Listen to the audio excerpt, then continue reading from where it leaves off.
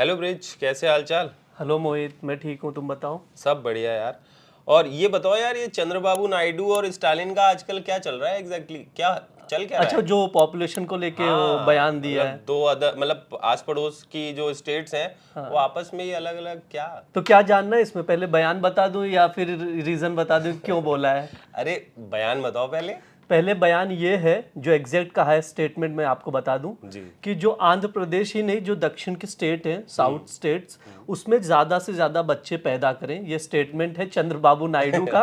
और क्यों। और सुनिए, और तो सुनिए, इसमें ना एक लोकल इलेक्शन को लेके जो कैंडिडेट होगा, कौन पात्र बनेगा, उसके लिए हाँ बाकायदा वो लॉ भी ला रहे हैं। अच्छा। हाँ, इस वजह से मतलब जो रीजन उन्होंने बताया, चंद्रबाबू नायडू ने जो स्टेटमेंट में ये रीजन दिया है कि हम इसके लिए एक लॉ भी ला रहे हैं, और जो इसके वजह से ये पूरा बयान दिया। इसके बाद एक और बयान जो मैं सीएम जो है स्टालिन, उनका भी बयान है कि एक दो नहीं, वो तो बोले 16 के 16 हाँ 16 बच्चे पैदा करें। मैंने ये देखा, इसके बाद ही तो मैं तुमसे पूछ रहा हूँ हाँ कि हाँ। आखिर क्या ये चल क्या रहा है। नहीं, तो इसमें बहुत सारी चीज़ें हैं, राजनीति को भी लेकर कहा जा रहा है कि पॉलिटिकल भी चीज़ें हैं इसमें हाँ इन्वॉल्व है। लेकिन हालांकि इन लोग का कहना है कि थोड़ा सा इससे हटके है।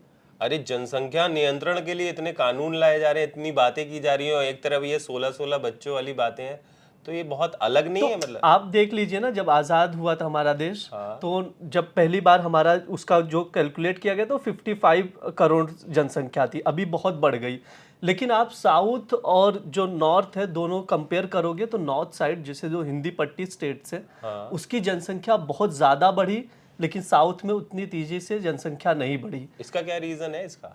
इसमें देखो, बेसिकली होता कैसा है कि मैं आपको बता दूं, इसमें जो पूरी पॉलिटिकल चीज़ें हैं वो मैं पहले आपको बता देता हूं। जी मैंने बताइए। उसका पूरा डेटा भी बनाया है। ये परिसीमन आयोग से जुड़ा हुआ जो नियम है, उसको लेकर ये चीज़ें हुई है।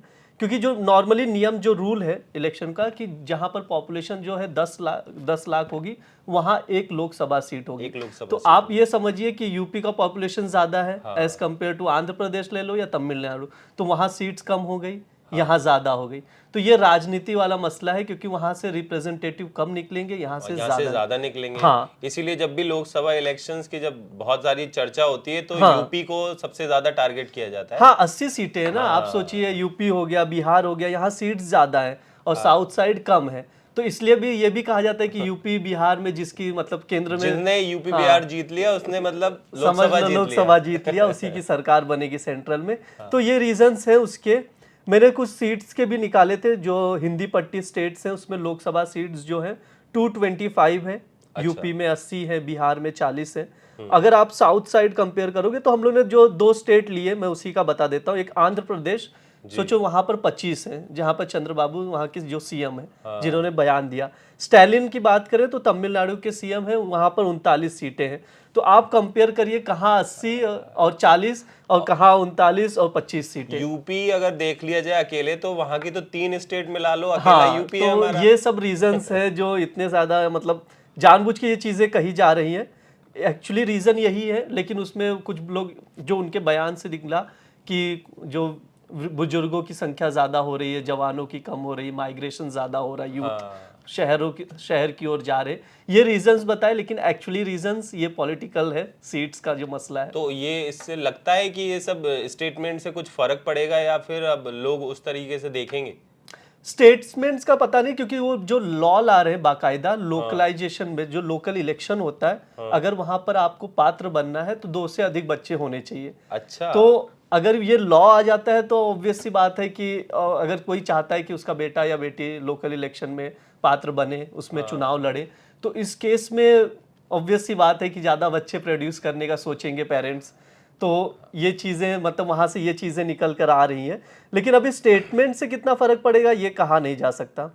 अरे यार, एक तरफ हमारे देश की जनसंख्या इतनी ज्यादा बढ़ रही है, हाँ हाँ बेरोजगारी देख लो या फिर भूखमरी देख लो, बहुत सारे लोग हैं जिनको खाना भी नहीं मिल हाँ, पाता। बिल्कुल बिल्कुल। और दूसरी तरफ अब वो इस तरीके से कि बच्चे पैदा करो, जनसंख्या बढ़ाओ, तो ये मुझे तो बिल्कुल सेंसलेस बात लगती है एक तरीके की। आपने जो बात की ना जनसंख्या वाली, तो उसका जो सेंसस के आंकड़े हैं कुछ, मैं आपको बता दूं। अभी तो लोकसभा सीटें जो है 545 है, वो छोड़ दीजिए।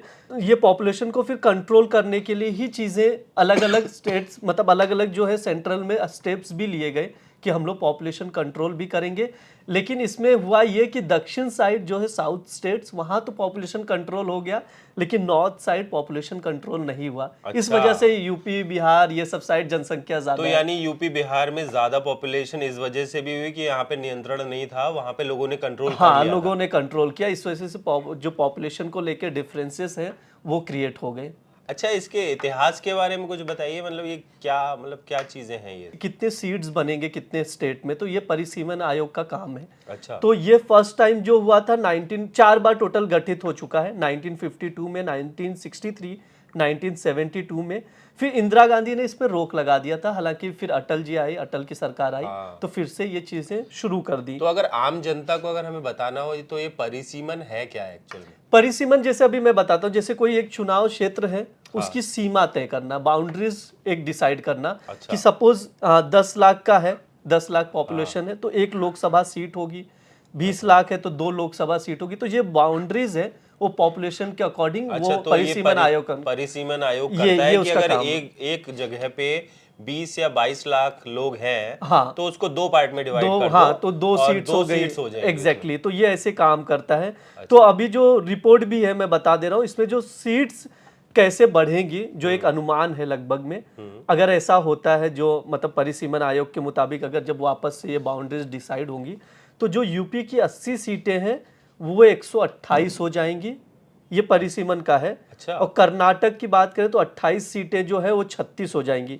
मतलब आप समझिए डिफरेंस देखो, जैसे आंध्र प्रदेश की बात करें तो हम लोग 25 सीटें हैं, वो बढ़कर 28, मतलब 25 से सिर्फ 28, यानी 3 सीट। यूपी अगर 80 से देखें तो लगभग 40-50 सीटें, 128 मतलब लगभग में 48 सीट, 50 सीट पकड़ लीजिए, 50% से ज्यादा आप मान लो, मतलब तो 50 सेम बिहार के साथ भी यही होगा। तो आप सोचिए ये जो सीट का डिफरेंस है, इस वजह से भी इस तरह के स्टेटमेंट्स जो है साउथ साइड के जो 2 सीएम है, स्टालिन और चंद्रबाबू नायडू, दोनों आए हुए, दोनों की तरफ से आए हैं। अच्छा, तो ये मतलब जो हमारी सेंट्रल गवर्नमेंट है, हाँ, मतलब जो हमारी सरकार है, तो वो इस पे कुछ रिएक्शन दे रही है या नहीं? देखो प्रॉब्लम ये है इसमें, जैसे चंद्रबाबू नायडू जो सीएम है आंध्र प्रदेश में, वो एनडीए में आते हैं। तो बीजेपी और इनकी दोनों की पार्टी एनडीए में आती है। लेकिन अब इस बयान के बाद तो चीजें थोड़ा सा कॉन्ट्रडिक्ट हो सकती हैं, क्योंकि एक तरफ सेंट्रल कह रहा है कि हम पॉपुलेशन कंट्रोल करेंगे और उसी एनडीए का पार्ट रहे चंद्रबाबू नायडू कह रहे हैं कि बच्चे, हाँ, तो ये चीजें बढ़ाएंगे। तो इस चीज में थोड़ी सी कॉन्ट्रडिक्ट हो सकते हैं दोनों के बीच। तो ये सारी चीजें, हाँ, मतलब इतने अच्छे से आपने डिटेल में बताया ये सारी चीजें।